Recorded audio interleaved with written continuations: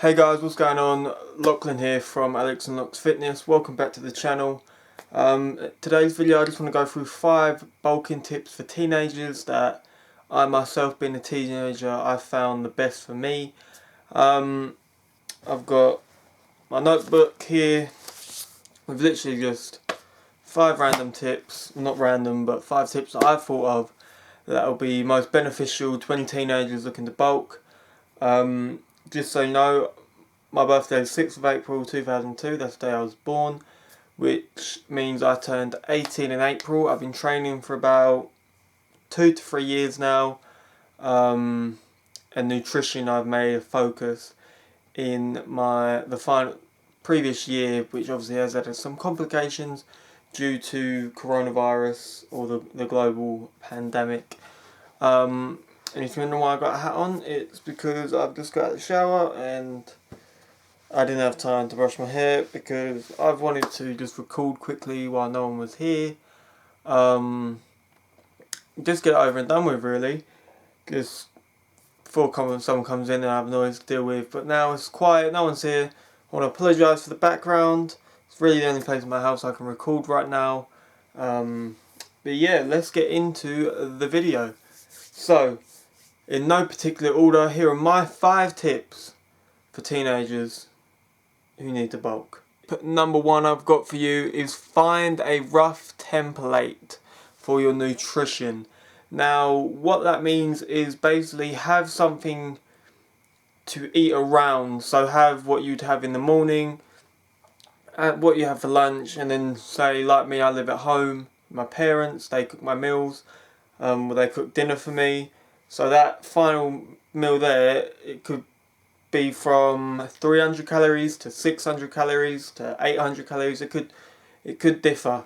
So I make sure in the morning I'll have, at the minute I'm eating Crave for breakfast. I have good metabolism, so I don't really pack on a lot of fat. So I just have the benefit of having good genetics and having the good metabolism to where I can eat Crave and not worry about getting too much fat put on. Which also is kind of a curse due to the fact that it's a lot harder for me to put on weight, is what I've kind of realised in this past year when focusing on nutrition. But yeah, have a rough template to follow. So like I said, I had Crave in the morning, eggs on toast for lunch, and then for dinner it could be anything. And I also have a protein shake after my workout with 1 banana, 1 scoop of protein powder, and 2 scoops of oats in it, and I have it with milk. So that's about 500 calories in the morning, 500 calories after my workout, and then another 500 or so calories for lunch, and that's 1.5 thousand calories already done by the time dinner comes around. And then if dinner I've still got a couple hundred calories left, I can just, work that out somehow. And, really you have a rough estimate of how many calories your dinner's going to be. It's going to be between a range. So really, if you just pick the low range and then make it so once you have your dinner, that could either be the end of your calories, or once you've had your dinner, you've only got a little bit of calories left to snack on. But yeah, find a rough template. I feel like that's really helped me in the past. I've only started doing it since coming out of the first big lockdown.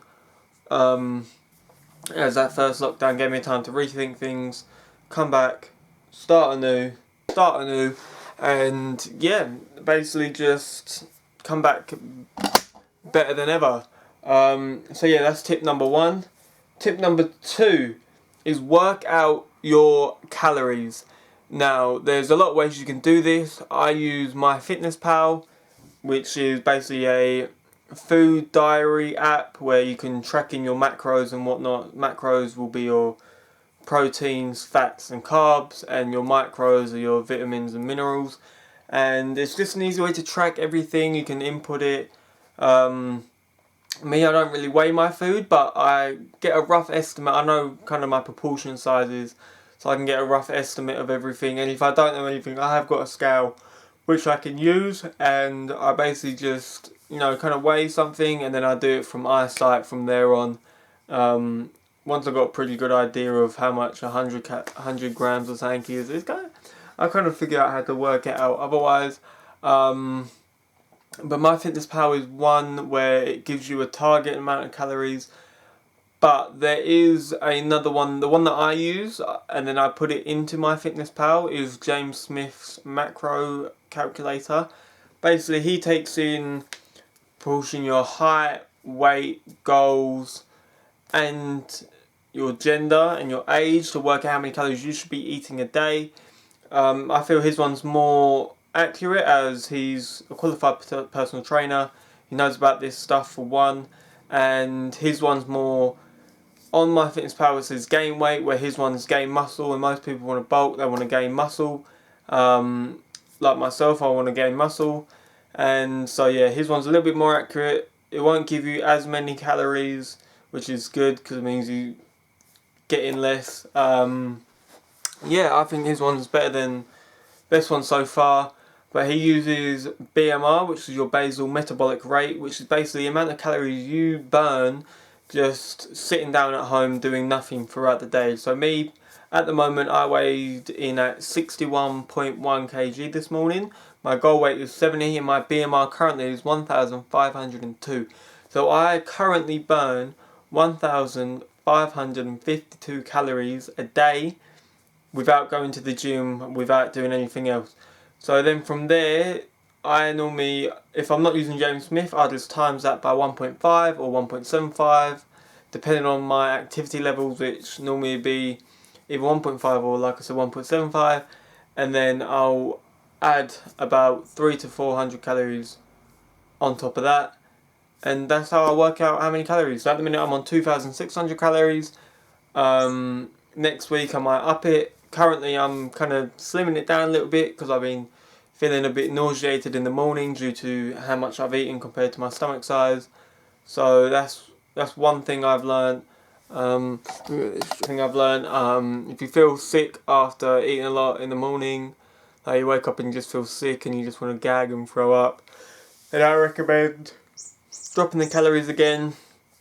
And then if you wake up the next morning after dropping them, you feel fine, maybe up them a little bit, and then get to that sweet spot where, say, I can eat 2,500, not feel sick, but eating 2,600 I feel sick, and then keep 2,500 for a week, and then go to 2,600. So easy as that, guys. Number 3 is a training tip. Be sure when you're bulking to progressively overload on near enough everything. Basically, progressive overload is hitting more weight than you did last session or hitting more reps than you did last session. Me personally, I add on 1 rep every week. So any program I make for myself or I follow from someone else, I make sure it's in a rep range between maybe 12 to 15, 10 to 12, 8 to 10. And then that way I'll go heavy until I can only get 8 with about 1 or 2 reps left in the tank. And then I'll progressively overload so that next week I'll hit 9, the week after that do 10, or even if I go 8 and the next week I can get that 10, then the week after I get that 10, I put the weight up and drop the reps again. So pretty simple, just make sure you either add reps each week or add weight each week. Either one, don't go crazy with it. Don't do 8 reps one week at 25 kg on the bench press and then next week go for 35, because unless you're super just progressing, then I don't think they'll be able to do that. But if you can, fair play to you, give you all the respect in the world. And if you can, let me know down below, let me know what your favourite exercise is as well. My personal favourite exercise is the pec fly, the machine, just like that. Personally, that's my favourite. I love that machine. But yeah, on to tip number 4. So tip number 4 is kind of the same, genre as progressive overload. Tip number 3, and that is prioritize technique and don't let your ego take over. Now, a lot of times you'll see in the gym, you'll see these big guys lifting heavy, and they'll be going fast, or they're doing a bench press and they won't touch their chest and come up, or they'll go halfway. I want everyone to make sure that they prioritize technique and make sure they've got the technique down to a T, before they attempt anything else. Even if you're at a super lightweight and your technique's good, but your weight is low, that's fine, because you're the one in the gym who's doing the exercise properly. These guys who are lifting heavy, they're not doing it properly, and by the time you get to what they're up to, maybe they're doing a 40 kg dumbbell bench press. By the time you get there, they're only going about here, and by the time you get there, you'll be coming all the way down and pushing up and getting it properly, and it will be a lot more effective on the muscles. It will target them a lot more, and range of motion is so important for the stretch and contraction of your muscles. So make sure you prioritize technique over everything, guys and girls, because at the end of the day, technique is how you build muscle. Yeah, you'll probably build muscle by just lifting heavy, but if you don't have the correct technique, you won't do it as fast, and you don't know, maybe you might get some muscle imbalances here and there. And muscle imbalances, then you've got to try and level them out in due time. But yeah, just prioritize technique, please. I cannot stress it enough. Some of you might not know, some of you may know, I am a personal trainer. So I'm still in my course, I'm still learning, I'm nearly done, I've got some coursework left to do, and I've got some, sorry, I'm just tired, and I've got some, a final practical exam, not this Thursday, or whenever you watch it, not this Thursday, Saturday after even, so that should be all good, and then eventually I'll be qualified, getting clients. And the one thing I'll stress to not just my clients, I say it to myself, I say it if I'm talking to people at the gym where I work, that you should always prioritize technique. I'd rather be the one lifting light with the correct technique than the one lifting heavy and doing the wrong technique, if you know what I mean. But that's me personally. If you just want to be that guy that's lifting heavy weights, by all means go for it. But if you want to build muscle, get as much muscle as you can, I recommend that you prioritize technique. Look at some videos. Jeff Nippard's got some. Athlete X does some good ones. Probably find some on some Gymshark pages. Just prioritize technique, guys. That's all I can say. And the last but not least, final tip number 5 is don't jump straight into the deep end. Okay, I've done it before. I've bulked and I've eaten too much, like I said, too many calories at once, and my stomach's just not enough to stomach that, and I woke up feeling sick, and then it's just thrown the whole day out of tune because I haven't been able to eat breakfast. So yeah, don't jump straight in. Take your time. As a little side tip, patience. You've got to have patience. So this is kind of linking. Be patient, because there'll be some days where your weight will start going up and then it might stay, or it might even drop. Like recently my weight has kind of gone down a little bit, but I'm not worried, because I know eventually my weight's going to start going up again, because I can bring the calories back up, etc, etc. So don't jump straight in. Start in the shallow end of the pool and then swim your way down. Eventually you'll get there. But yeah, just be patient, please. It'll take time. I know I've been training for, like I said, 2 to 3 years now, and I'm still nowhere near where I want to be. And I've had a lot of ups and downs. My weight was starting to come up before the first lockdown, and then the big lockdown that we had, my weight just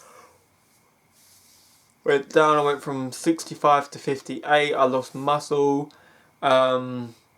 I was lean, like not even lean, I was skinny, and yeah, now I started up again, weight was going up, second lockdown hit over in the UK, of course, and yeah, I lost a little bit of muscle, a little bit of weight went down, and now we're starting up again, trying to get it done.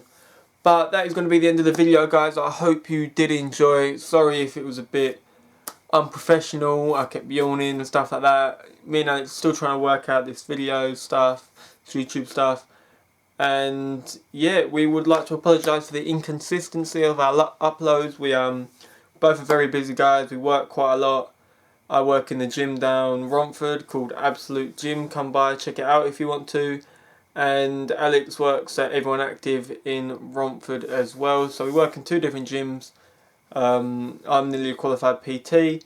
He's he's in an apprenticeship for personal training right now. And yeah, it should be all good. But like I said, I hope you guys... one day I'll get through a video without yawning. But I hope you did enjoy, guys. If you did, be sure to smash that like button and subscribe while you're down there. Also, if you're down there, you may have to leave a comment of what you want to see in future videos. If you need any tips I can help with, any technique, any bulking, cutting, teenager tips. Like I said, I feel asking me, because where I am still a teenager, most people who are watching this video will probably be teenagers themselves, and it will be a good way if they're hearing it from someone who's going through it with them. It's a lot better to hear, especially how I was when I was learning. There weren't a lot of teenage bodybuilders I watched. I was watching kind of older guys who'd already been through it and not going through it. But yeah, I'm here on the journey with you guys. Like I said, I've been Lachlan. I hope you enjoyed the video. I will see you next time, whenever that may be. I just need video ideas, so drop them down below. But yeah, let me just get this thumbnail quick.